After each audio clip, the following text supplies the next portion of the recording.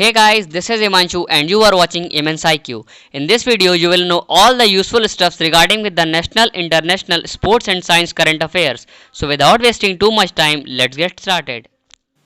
National news. प्रधानमंत्री नरेंद्र मोदी ने राष्ट्रीय डिजिटल स्वास्थ्य मिशन लॉन्च किया। हाल ही में स्वतंत्रता दिवस पर लाल किले की प्राचीर से राष्ट्र को संबोधित करते हुए प्रधानमंत्री नरेंद्र मोदी ने राष्ट्रीय डिजिटल स्वास्थ्य मिशन लॉन्च किया है। राष्ट्रीय डिजिटल स्वास्थ्य मिशन का लक्ष्य एक राष्ट्रीय डिजिटल स्वास्थ्य पारिस्थितिकी तंत्र का विकास करना है। इसके द्वारा सभी नागरिकों को समय पर कुशल, समावेशी, सस्ती और सुरक्षित स्वास्थ्य सेवा की पहुंच सुनिश्चित होगी। साथ ही प्रत्येक भारतीय को आधार कार्ड के समान एक ऐसा स्वास्थ्य कार्ड प्रदान किया जाएगा जिसमें उसकी मेडिकल स्थिति और उपचार और परीक्षण के बारे में सभी प्रासंगिक जानकारी होगी। रक्षा मंत्री राजनाथ सिंह ने सृजन पोर्टल लॉन्च किया है। हाल ही में भारत के रक्षा मंत्री राजनाथ सिंह ने सृजन पोर्टल लॉन्च किया है। यह one stop shop online portal है जो विक्रेताओं को स्वदेशीकरण के लिए सामान लेने की सुविधा प्रदान करता है।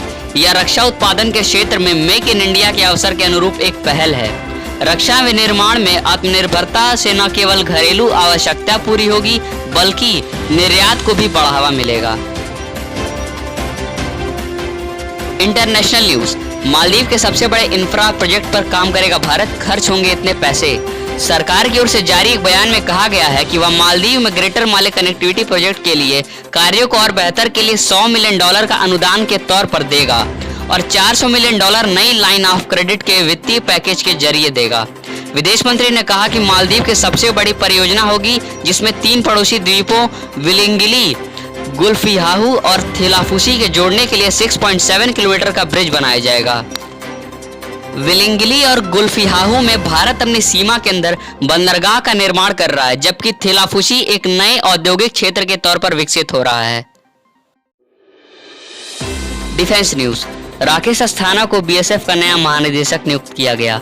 गुजरात कैडर के आईपीएस अधिकारी राकेश अस्थाना को सीमा सुरक्षा बल यानी बीएसएफ का नया महानिदेशक नियुक्त किया गया है और वीएसके कौमुदी गृह मंत्रालय में विशेष सचिव होंगे। कार्मिक मंत्रालय द्वारा सोमवार को इस संबंध में आदेश जारी किया गया। अस्थाना वर्तमान में यहां नागरिक उड्डयन सुरक्षा ब्यूरो यानी बीसीएएस के महानिदेशक के रूप में कार्यरत हैं। वीरता की मिसाल बने ये जवान, 1 कीर्ति, 9 शौर्य चक्र समेत कुल 84 वीरता पुरस्कार। राष्ट्रपति और भारत के सशस्त्र बलों के सर्वोच्च कमांडर रामनाथ कोविंद ने 74वें स्वतंत्रता दिवस के अवसर पर सशस्त्र बलों के कर्मियों और अर्धसैनिक बलों के सदस्यों को 84 पुरस्कार की मंजूरी दी है। इस साल के पुरस्कार में केवल एक ही कीर्ति चक्र शामिल है जो अब्दुल रशीद कालस को मरणोपरांत दिया गया है। अब्दुल रशीद जम्मू कश्मीर में हेड कांस्टेबल पद पर थे। मणिपुर में भारतीय रेलवे द्वारा दुनिया का सबसे लंबा घाट पुल बनाया जा रहा है। पुल का निर्माण मणिपुर के पश्चिमी भाग में एक शहर नोनी के पास इजाई नदी पर किया जा रहा है। पुल के सबसे लंबे घाट स्तंभ की ऊंचाई 141 मीटर होगी। यह पुल नोनी जिले के मारंग चिंग गांव में स्थित है। पुल यूरोप में मोंटेग्रो के माला रिजेका वियाडक्ट के 139 मीटर के वर्तमान रिकॉर्ड से अधिक होगा। पुल के पूरा होने की समय सीमा मार्च 2022 है और पुल की अनुमानित लागत 280 करोड़ रुपए है।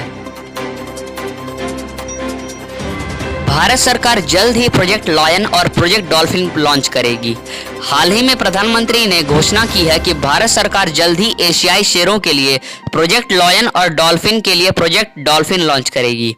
इससे केंद्र सरकार के द्वारा प्रोजेक्ट टाइगर की सफलताओं को दोहराया जाएगा। प्रोजेक्ट डॉल्फिन नदी और समुद्री डॉल्फिन दोनों पर केंद्रित होगी।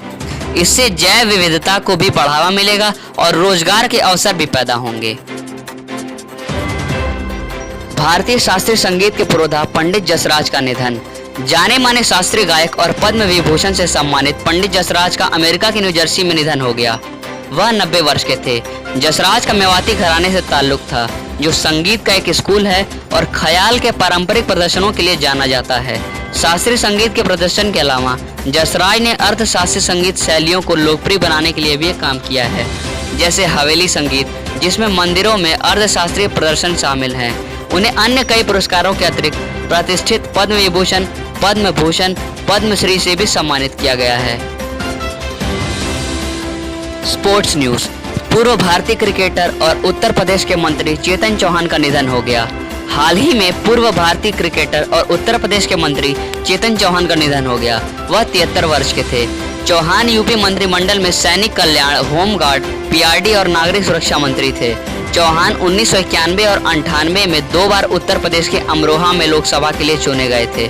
12 साल के लंबे क्रिकेट करियर के दौरान चौहान ने 40 टेस्ट खेले, जिसमें 16 अर्धशतक के साथ 2084 रन बनाए। उन्हें 1981 में अर्जुन पुरस्कार से सम्मानित किया गया था।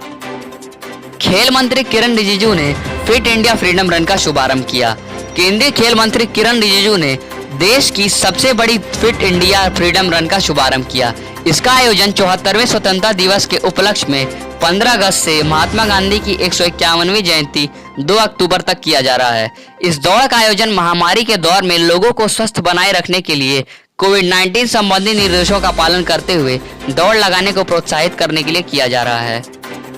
महेंद्र सिंह धोनी और सुरेश रैना ने अंतर्राष्ट्रीय क्रिकेट से संन्यास लिया।